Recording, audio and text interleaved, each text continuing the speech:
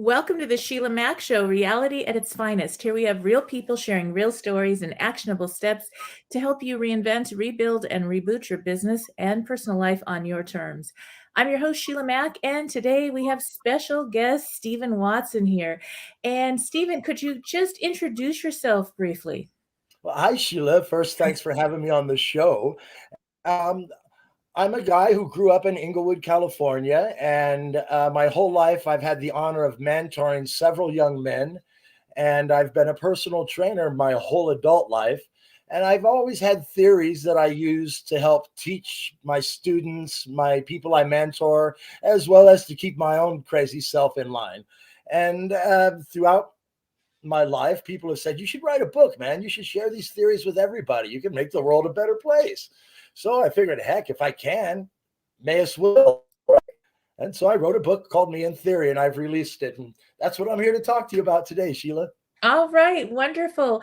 Well, this show actually came about based on my new best-selling book, Bootstraps and Bra Straps, the formula to go from rock bottom back into action in any situation. And this last couple years, we've had every situation. So I'd love to start off, yes, by asking if you have a time in your business or personal life where you experienced a tough situation and how you got back on track. Oh, well, almost every business endeavor I've ever had has had rough times. I mean, you're very unrealistic to think that it's always going to be sunshine. Every now and then you got to be ready to pull out the umbrella and deal with the rain. Yes. And well, for example, I just moved to El Mirage, which is out here in the high desert in San Bernardino County. And I opened up a training camp called the Beyond Next Level Training Camp. I teach Mhm. kickboxing. I have a program I called Fight for Fitness. And I did it, I opened it up about maybe 6 weeks before the pandemic hit. Oh, wow. Yeah. So, I don't even think I really need to go into details as to how harsh it's been since then. I am out in the high desert. It's the kind of place to where you come and camp out and do, kind of hardcore training sessions. Mm. Yeah, the weather's crazy all year around. It's either super hot or super cold. There's wind and all kinds of stuff that'll take whatever you do in your gym to the next level out there. Yes. Wow. So having no customers over the last couple years has been a little bit of a pain in the butt. Yep. And Yes. so, but as a matter of fact, this week we're spending time re-overing from summer camp to the winter camp, draining out Uh-huh. the swimming pool and getting fitness courses ready. And, we're just continuing to move forward as if there never was a problem and knowing Right. that if I stay positive, it'll all come back to me. And Mm. the people will come. I just got to, continue to believe myself. There's still a training camp there. Yes, yes. Yeah, this is quite a different time, and resourcefulness is everything. So we are challenged in new ways, so many challenges. And I thought I was going on a book tour, and the next thing you know, it was an online book tour, and that's how Right. this show started. Well, there would be another one that I'm dealing with. Yes, yes. So that's kind of the thing. And I'd love to hear maybe your favorite chapter in the book and just a little overview of your book. Okay. Well, thank you for asking. One of my favorite, I'd have to say, theories in the book, because the theories are each one page. It makes a great coffee book table because you can read from it, set it down, and come back anytime. Your guest can pick it up and just browse it. And it's not something that you have to finish at any time. You get the theories you want out of it and run with those. And so Mhm. that's, something that myself, as well as a lot of people who don't have a great deal of time, is the fact you don't have to sit and go cover to cover with it. And one of my favorite theories is one because I use it all the time these days. And it's a theory, Sheila, with each of my theories, I have a little story that I tell as to, Mhm. kind of how the theory came about. So one day I was down on my boat in the marina and I was coming off of my boat with a young lady I was dating. And we walked off the boat and there was a circle of guys up there. And one of the guys in the circle hollers up to me, "Hey, for that one." And they all laughed. And I thought, well, that's horribly rude and disrespectful. You Oh, know, especially to say in front of her, if you think we're just being the boys, I still wouldn't have liked it, but I right. wouldn't have found it to be such a problem. And it made me angry, Sheila. And I Mhm. was going to go over there and say something. And the woman I was dating, Kelly, she grabs my hand. She goes, "Come on, let's go for our walk." And we got, a few paces up, and she could see that it was still bothering me. And she turned and stepped in front of me. And Kelly was not known for being one of the most, she was crazy. She was loads of fun. But she turns to me and she says, "Baby, don't let it rent that much space." Yes. And to this day, when some idiot cuts me off on the freeway and I start to feel my blood pressure rise, I hear her voice say, "Baby, don't let it rent that much space." And so Mm, that's one that is in the book that I think would help everybody on a day-to-day basis, like it does me. yes. Constantly telling myself, "Steve, chill out. Don't let it rent that much space, dude. It's not that Right. big a deal. Nothing is." That's so good, and I think this whole season of craziness has put things in perspective for Yes, everyone because we didn't know how good we had it. We we were really free. didn't. We were Well, free, we had no and idea. and I think a lot of people are starting to realize, why am I paying all this rent for buildings when Yeah. I could have done this from home to start with? Mhm, mhm. So, there's a lot of brick and mortar renters, not just stores, that are, probably going to feel the bad side of this whole thing. And Right. another theory in my book is, if you built it, you can rebuild it. Exactly, So, exactly. and when you rebuild it, you'll probably be better and stronger and more efficient because you already have the experience of having built. So And so true. that's something along the lines of what your book and what you're talking about. It's about. Sometimes it's not about how great you can build it; it's how great you can rebuild it.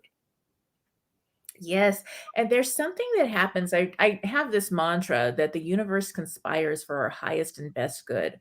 And Mhm. so when we get a redirect, a course reroute in life, whether that's a divorce, loss of a loved one, going through a tough situation. I had a Yeah. house burned down in the Ventura fires. So, you Oh, know, crazy stuff happens. That's the inception of the book was that. And so when these things happen, they're out of our control, but really they're rerouting us to something even better. And it's hard to exactly. believe that at the moment, but later on when you look back, you're like, okay, I see. I see why that had to wake me up for whatever reason. And Yeah, so it's a catalyst. I believe it's a way, a time whenever you go through a situation like that where you can truly reinvent life or business on your terms. And absolutely. yes, that makes a big difference. Well, life sometimes takes us in directions we didn't know we were going to go in, Right. and one of the theories in my book is called the current. And life is like the current, it's like a river. It's going to flow in the direction it needs to flow. And usually the only thing that messes it up is when we stick our hand in it and Mm, try to mess with the current. If we just stay out of the way and let it flow, it's a beautiful thing. It mhm. sounds great, it looks great, and it works, gets to where it's going. But as soon as we stick our hand in there and try to run things, next Yep. thing you know, the water splashed all over the shore. It's in your face. It's on your shirt. It's everywhere except for where it's supposed to go, downstream. Yes, And so yes, that is another theory in the book. I have one that I want to share for the holidays, actually, definitely. because it is that time of year and people get together with folks they don't see all the time. And sometimes they share opinions that end up leading to fights. Mhm. Yeah, I have a theory in the book, and I'll give you the story, Sheila, along with the theory. I was training this guy who's an offensive lineman, huge guy, and he's working out, and I could just see he's not in his groove. Lawrence, what's up, brother? You all right? He goes, "Oh, I'm sorry, man. I'm just kind of tired. I was up all night arguing with my woman." And I'm like, Uh-huh. "Oh, why? What's going on, man?" He says, "Well, she wants to sit down at the table and say something, and I don't agree with it. So, I say something. The next thing you know, we're up all night, arguing." I said, "Lawrence, my brother, you know what? Let me teach you a theory. I call it the sound of one hand clapping. If she wants to sit down and provide one hand, it doesn't make any noise till you provide the second hand. Mm. There's the sound of one hand clapping. If you don't want to stay up all night and you don't want to hear the second hand." So for those of Yes. you out there who are going to end up in political, religious, or sexual, what starts out to be opinions over Mm. the holidays. Please remember the sound of one hand clapping. If you don't wish to be in an argument, don't put yourself in it. Yes, that's it. It's boundaries, especially during this time. You go back to relatives, family, and the next thing you know, we kind of revert to when we were a younger person, and it's like, okay, now we're gonna start answering questions or being put on the spot, and it's different. You have a different relationship now with your parents or with your elders in your life, With and everybody. You yes, know, with everybody, relatives, brothers, sisters, whoever, and to be able to set the new standard for how the relationship moves forward. Sometimes you have to have conversations and sometimes you don't need to. You don't need to, provide that other hand like you say. You don't need to get in those conversations. You can reroute to a different discussion and keep it light. And yeah, all of a you sudden, know, every now and then asking yourself, is there any good to come from this? Is a right. really, really smart thing to do. Yes, you always know where the conversation is gonna end up. If you've been there every season, every Oh, holiday, you already these know, "Oh, days, people are out there arguing for the sake of arguing, and it's like, yes, really? I mean, right. do you even give a damn about what you're arguing about, or you just want to argue? Mm, yes, yes. So, to avoid those people, just don't step in. The difference between an opinion and an argument, Sheila, is an opinion is given once, and that's it. You've said Mm, what you have to say. When someone counter opinions, counter back. You've already said your piece. Like right, debate. If right. you ever like debate club, once you've said your piece, the other guy says their thing. You're done, man. You Exactly. better have covered it in your time. Yes. So I was raised by Italian grandparents, and so they're Mm. very rich and full of, expression, let's just say, Right. and so we would I love how our you started family using the hands describing them. and and so the thing with that was that we would say things would be said at the table, and it would be like and then everybody hugs and it's over. Yeah. It wasn't personal. It was just, let's all express ourselves, and it was very direct, and sometimes grandma could tell some dirty jokes, let me tell you. And it was great, but it was different. And so that open conversation, it was like, okay, we all have an opinion and we'll fight about it, we'll talk about it, but then it's done and we're family and it's all good. And that's what I was raised with, so it kind of made that easier in that sense. Yeah, yeah. Well, I'm 60 years old, and I was raised in Inglewood, California. And back in the day, I used to walk the streets a lot, and every now and then we would get into a beef. But when the beef was over, it was all over. We even have beers together. I also I train MMA fighters, and so it's so much fun to be out there in some guy's corner, and our whole objective is to rip this guy's head off. And then about 25 minutes later, when the fight's over, we're all out having beers together. And Yes, we yes. love each other, and we are a brotherhood, even though we know it's our job to go out there and try to knock that guy's head off.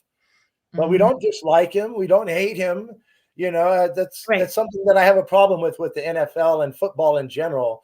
Their coaches tend to make you want to hate your opponents, and Mm. it's like if we cannot hate each other, you guys can manage to play football without hating each other. Right, right, and the reality is we wouldn't have a game without that other team.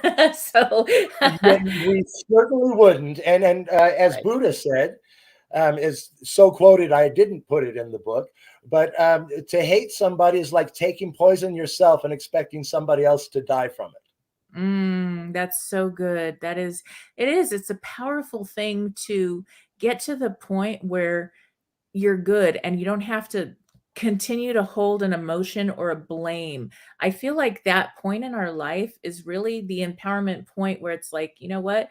That problem, situation, person, negative thing that happened, it doesn't affect me because if I continue to blame that person, oh, this trauma happened. Okay, stuff happens to everybody. And the reality is, yeah, you have to go through grieving, whatever you need to go through to heal.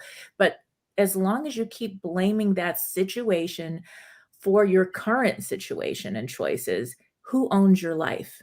That Exactly. All you've done is given control away yes, yes. So when you blame somebody else. exactly. And And when I'm you so say, glad you said that, Sheila, too, because some few people actually realize what statement they're making when they blame somebody else. They're mm-hmm, screaming at you. I have no control over my own life. Anybody else, even a stranger, can step in and run my life. yes, And yes. that's a horrible, sad, pathetic place to be, in my opinion. It really is, and it's a place that I don't know, society tends to teach even young children, that's what you do. "Oh, well, the dog ate my homework," Yeah. whatever it is, and whatever the situation is, and so, I think just learning to do that, you're so free. The moment I did that, I was like, "I'm done. I own my problems, my good and my bad, and my indifferent things I need to work on.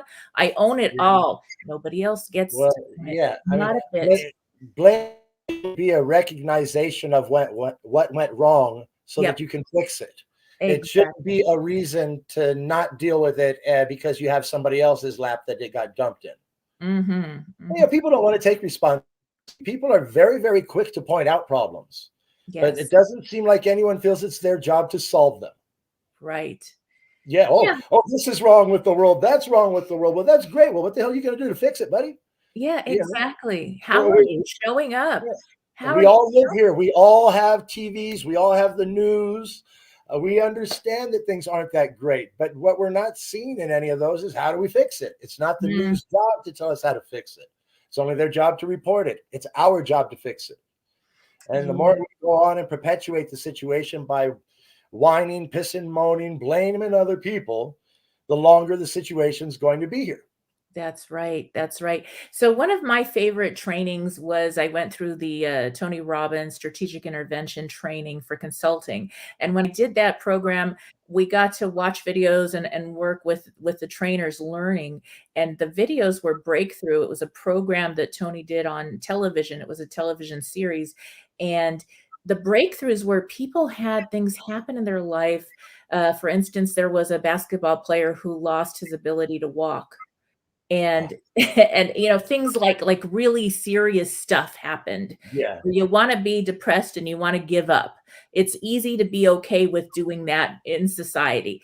And the first assignment Tony would give on the series was to go and give back, to help other people. And it's like, what? I'm suffering right now. I'm in this terrible pity party place, and yes, you may have very good reason, but when you're out of your head and in your heart and you're giving to other people, it is virtually impossible to stay in that depressing state. Well, And it when you're is. And the only way, I'm sorry, Sheila, go ahead. yeah, when you're giving back, that's how you can receive. Yeah. And the only way to understand the true great feeling that you get from giving back is to do it. Mhm. Nobody can explain to you how it makes you feel. You've got to do it.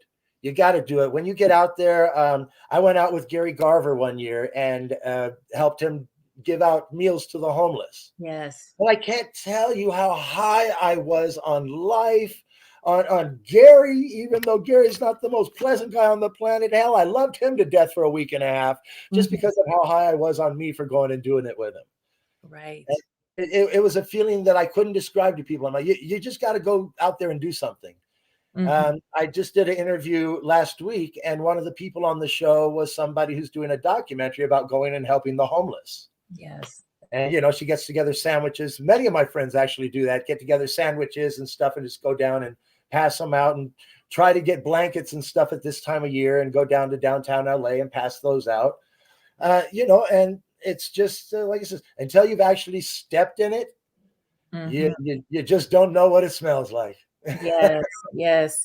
That's so true, and because somebody is going through a tough situation or because they're homeless or having another struggle, that doesn't mean they're gonna stay there for the rest of their life, and sometimes No, just small help can make all the difference. If you're listening in and you need help this year, I don't get paid for this sponsorship, but tune into, dial in, 211. You can Google it or call it, and there's resources if you're having trouble getting food on the table or need help with getting a home or getting through an addiction or abuse, something like that, 211 and your state. or province in Canada. Every state in the US has that. So that's something I like to share. And that is During worthy of sharing, Sheila. Yes, yes. If you're So going to do a that's public service announcement, that's a good one. thank you.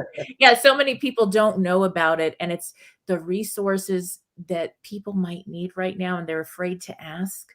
So, and then Yeah, there it is. yeah. A lot of people feel that everyone's so busy hating on them that there Yes. isn't something out there to help them, but there is. Yes. And of course, once again, at this time of year, I like to remind people that there are a bunch of suicide hotlines out there, Mhm. and by all means, use them. They're all free. All of them are manned by people who not only do have training in this field, but actually give a damn. They do care. Exactly, And so, exactly. you don't have to be alone if you don't wish to be. There's plenty of places to go this holiday. Yes, and, I lost my son during the holiday season a couple years ago, one of them, to a heart condition, and, yeah, it was really hard, and we still have our moments during these holidays, I'm for sure. sure, and one of the things is I was really shocked to find out when we went and made the services arrangements at the, memorial park. What happened was they said, "This is the highest time of the year for deaths overall." From everything. And so it's really important, check in on your friends, give the gift of time right now, check in Yeah, on your strong friends too, and that's gonna make a big difference this time of year, even if you can't go in person, make sure to call, set up a Zoom, make a Zoom party, anything yeah, you can do, and if you're feeling down, go through your phone and start connecting with people to check on them, and guess what? You'll find by the end of an hour or so talking to people, you won't be so sad either. You'll be happy to connect, and they'll be like, "Oh, I was sitting here and I was wishing I felt so lonely. right. I just wanted to hear from someone." Well, and Sheila, it's a great thing you just said too about your strong friends too, because Mhm. people tend to forget the people they always reach out to for help. Right. Every now and then, it really they need someone to just let them know that they give a damn. You know, Yes. Yes. let them know that they matter. Exactly. You may not think, oh, well, I always go to Steve with all my problems. He's the last person who needs a little smoke blown up his ass. Not Right. true. Not true. I appreciate it as much as the next guy. Yes, yes. So that's true, and so, and the homeless thing, gosh, I was a homeless kid, 10 to I, 13, and I'm then aware of your story. As a matter of fact, I don't know if you saw it, but I put up on my Facebook page that I almost wish I was interviewing you because your story is so interesting. Oh, thank you. Thank you, thank you. So yeah, that's the thing. That's what happens is, you don't give up on yourself. If you're going through something, that doesn't mean anything. And I don't know, I was so young. I just thought it was a great adventure and I was learning and the people in front of me were who I was supposed to meet to help me on my journey in life. And I guess, when you're young, you're not, I don't know, connected to the definition of, a Yeah. hardship or good and bad. You're just on an adventure. So Well, so that's it. absolutely. When I was 17, I moved to Maui. And next thing Right. you know, I found myself without a place to live. And I was living on the beach out there for a while. Yep, And I didn't see myself as homeless. exactly. I was, like you said, on an adventure. I Yep, had 2 jobs. I just needed to save up a gang of money because Hawaii was so expensive. right. I moved in with a family member, and then next thing I know, and she moves in with her boyfriend, and I'm kind of out in the cold. Right, right, that Warm, hap as it were, for Hawaii. yeah, Homeless for a cause. Um, I'm sure I had no grasp of what people who are really homeless go through, having been in Hawaii and on the beach, sleeping under a catamaran, getting up and using mm, their beach shower in the morning, and right, it wasn't the most brutal life. It was like an adventure, but a lot of exactly. that probably had to do with my mindset and that I looked at it as an adventure. Mindset is everything. So Isn't now, it just? yes, I'd love to hear, are you offering the personal training program still, or how is that Oh working? yeah. Oh yeah. Well, right now I still, as a matter of fact, I have a client who's starting up today at 5 o'clock, coming Nice. out and going to strap the gloves on him and have some fun. But Oh, I'm still doing it. I'll always do it because I love doing it so much, and it keeps me young. Yes, yes. So what does that look like for those in the area if they're interested in doing some personal training work with you? What does that look like if somebody were to sign up? Well, I can tell you if you'd like to have a sneak peek on Yeah. my Facebook page, and here's a bunch of confusion for everybody, Sheila, that while I'm on the air with you, I might go ahead and shed a little light on. I have three different names I go by. One of them is my given name, Stephen T. Watson, which is what I use as a writer. One of them is Steve Jones Watson, which when I got married, I took my wife's last name, Jones, as well as she taking mine. I thought if Oh, she's going to take mine, I should take hers. And I right. became Steve Jones Watson and registered that name with the Screen Actors Guild because I'm also an actor. Mhm. Um, Unfortunately, the marriage didn't work out. Sometimes vines grow in different directions. Right. Nobody has to be a bad guy for things to not work out. And it didn't. And so I still have the name as my Screen Actors Guild name, even though we are not married anymore. I still go by there. I have a screen name that I use, Bon John Sin, that is my Mhm. non-union name. So when I do films that are non-union, I can't use Steve Jones Watson because it's a union registered name. I go by Bon John Sin, which Oh, I've done. I've hosted several radio shows and podcasts under the name of Bon John Sin. And I actually on a site called Presto Experts, I give sex therapy and wellness advice and help to people on that site as well under the name Bon John Sin. So mm, I, I have three different names. On Facebook, if you go to Steve Jones Watson, I have a page called Fight for Fitness, which is the training program I do. There's a bunch of pictures and videotape of me doing the Fight for Fitness thing. But in short, it's like kickboxing. I teach you the basics of Muay Thai kickboxing, and I bark out commands, and you hit gloves on my hands. mm. Kind of have a good time, blow off steam, and by the time you're done, you don't realize what a hell of a workout you've had until the next morning you get up and you're just everything through here is like, oh my goodness. Yeah. Yes, yes. That pain of it's working. This is awesome, I think. Well, yeah, Yeah. and for most people, actually, most of my students are female, probably 85% of my students are female, because this training, it works from the core out. Mhm. Females like to and the camera will add 10 pounds. Most of them are just housewives, moms, people who got a little steam they'd like to blow off at the same time as they get their workout. And I've had several of their spouses and boyfriends tell me, "Dude, you're my favorite person on the planet right now." She comes home just so happy and Yes. just energetic and joyful to be alive. And so that's what it's all about. It's sometimes it's not just about the exercise. It's just the blowing off steam, spending energy doing something you enjoy. And Mhm. I tell people I don't train your body. I train your mind. I don't reach over and move your muscles. My job is to move your mind.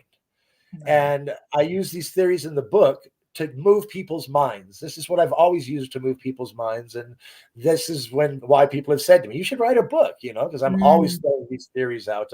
If you were to ever train with me, one of the things, I'm really easygoing as a trainer, but I do have one must. It's that you're never getting over the last round. You're always getting ready for the next round. Yes. And I show people what it looks like when you're getting over the last round. I'm Mm. bent over, my hands are on my knees, I'm huffing, I'm puffing, I'm looking around like, oh, somebody help me. I show what it looks like to be getting ready for the next round. I'm standing Right. there bouncing back and forth. Yeah. I'm getting my breath ready. And if you're going to look across the ring at a fighter, which guy would you rather look at? You want the Mhm. guy who, which fighter would you rather be? The guy Exactly. who's up and ready. The other guy looks like he's about to get knocked out just getting up off his stool. And so you always, when we do these things, we'll go 3 minutes hard. When you do your 1 minute, there's none of this sitting over there thinking about, oh, I'm sore. Oh, that punch I did right, that I did wrong. You need to trust yourself that you know what you're doing well enough to take what you need from it and let the rest go. It's all about the next round. And as most training theories go, This theory works extremely well in all of life. Yes. Yeah, if you're too busy getting over the last round, how are you going to prepare for the next round? How are you going to live the next round? You sure as hell don't want to drag the last round into the next round because it's done. It's over. You've already been judged for that one. So true. Yeah, so, sometimes you meet someone and they're stuck in the last round of life. A You lot of people are. Yes, 20 years ago, they got divorced. 30 years ago, their mother told them something when they were 4, and Oh my it's goodness. traumatized them for life, and they're in that round, and you know what? If you're not prepared for the next and you're living there, every time they retell the story from that perspective, they're just reliving it, and they've never left that situation behind. And to go full circle on you, it tends to be that people like that tend to also be the ones who want to blame somebody else. Yeah, exactly, exactly. Yes, yes, and to be free of that and know that, Yeah. yeah, that happened, but it's an empowering thing now, and maybe you use it to help someone else, but you don't live there anymore. Yeah. It's life-changing, it really is. Well, It really another is. thing I do that I've always done my whole life, back when I lived in Inglewood, my boat in the driveway we used to jokingly refer to as the Inglewood Betty Ford Center. Because I had a lot of friends who had slipped and gotten into drug situations, and they would come by there because they know I'm not going to let them mess up. Like, Right. get your butt up on the boat. You can come in the house, clean and shower and everything, but you and me are going to be in the backyard together for 2 weeks. You're Mhm. not going anywhere. Yep. And that used to be something that I did a lot in Inglewood, and I still do it out here. I'm Mhm. always trying to reach out and help those who have been beat down by the weakness called addiction. Exactly. And I have two theories in my book that deal very strongly with that. Mhm. And one of them is when a luxury becomes a lifestyle. Be very, very careful. A lot of people find themselves, oh, I just play with it. I just toy with it. Next thing you know, they're doing it in the morning. Next thing you know, they're thinking about it all day. This is when a luxury becomes a lifestyle. This is when Yep. you need to pump the brakes, take 2 steps back, and put your own butt in check. So Very that's true. that's that's one of them when a luxury becomes a lifestyle. The other one is so you just didn't say no. All Mhm. right, you didn't just say no. You went ahead and you had a drug addiction, full blown, but now you're over it. You have managed to kick the habit. First off, congratulations to you. But there's a little something I'd like you to understand, recently recovered drug addicts. You spent a while being a drug addict, and when you did that, you formed a lifestyle. Yes. That was a lifestyle that didn't get developed overnight. Because you quit doing drugs today does not mean you are going to do lifestyle today. So if Mhm. you spent 10, 20 years doing this stuff, now you're stopped, but you're still in the lifestyle. You still have the same habits of a dope addict. Very dangerous because that's how your addict keeps hold of you, is through Right. that lifestyle. So if you don't make a conscious effort to keep that lifestyle out of your new life, the chances your addict will pull you back are extremely good. And so that's quite frankly, all of us around you that love you are super happy for you that you managed to quit doing dope. But if you're still acting the same way, you're still the same to us. You're still just as much of a burden. You're still a flake. You're still unreliable. You're still dishonest. So shake all that shit that you. Oh, I'm sorry, Sheila. Okay. Stuff picked up. I get so passionate sometimes. I'm sorry. I'm so sorry. All that stuff that you picked up. Understand the lifestyle of a drug addict, and go out of your way to make sure you don't accidentally allow yourself to continue it. Very true, and that's something that also, resonates with my heart. I have an entire chapter in my book, regarding, escaping these addictive habits and getting free from Yeah. addictions, Well, and I it's feel all all of us have an addict in us, if we succumb yes. to it or not. The addict is in every one of us, and the Mhm. addict is on 24/7 point, waiting to slip up so they can snipe us. Right, right, The, and it the, is, the it's addict will always lifestyle. be there. You Yeah. have to stay strong. Even if you've never slipped up and you think, oh, I don't have an addictive personality, don't find out. Oh, right. Yes, that's right. It is. It's so easy, and things can be so pretty and presented in a nice way, and there's so much Yeah. pressure. There's a lot of But, pressure out there, so it's even well, Sheila, changing your in the 80s, your I group. sang in a rock band. Okay. Everybody and their mother was doing cocaine. It was all Yes. over the place. I tried it, and being the hyperactive person I was, it took me down. And so I told my Mhm. band, like, unless you want me to sit on the back of the drum riser and sing to the curtain, you don't want to give me that stuff. and Right, right. and I like being hyper. I like being me. And so, I really don't like doing things to change me because I'm pretty cool with being where Yes.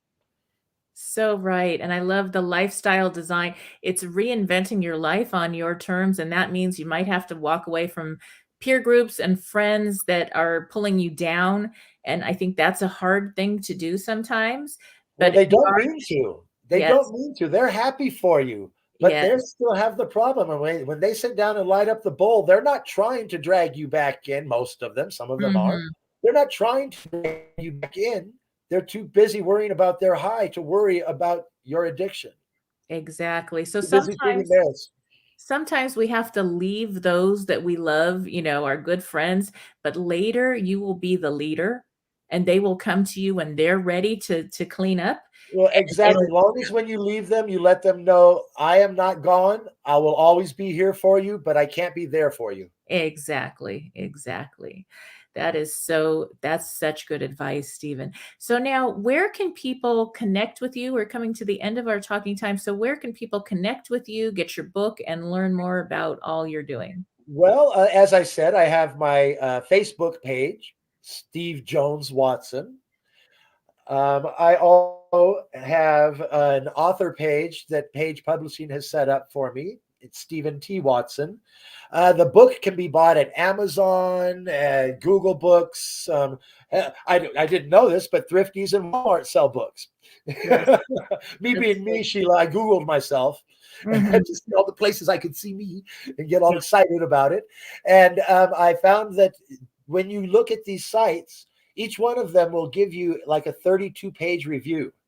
And mhm. for a book like my own, it gives you a extreme good example of what it is in the book because you'll get the whole table of contents and you'll get to read probably like 20, 25 theories in that 32 pages. And so Wonderful. you'll get a real good grip on the book. I also have a email, meintheory@gmail.com.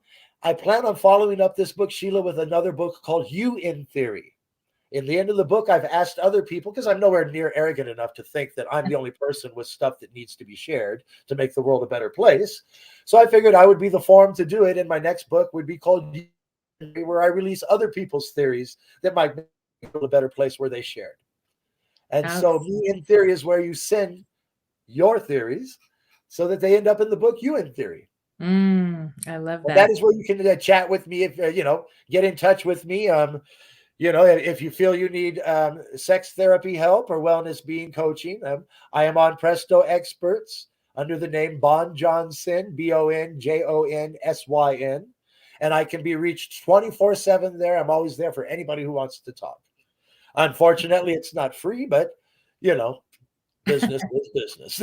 Exactly, exactly. Well, that's wonderful, and it was so good to have you as a guest on the show today. Thank Oh, you. Sheila, I've been so excited since we booked this. Thank you so much for having me. All right, thank you. And for those tuning in, we'll be back after these messages. Stay tuned.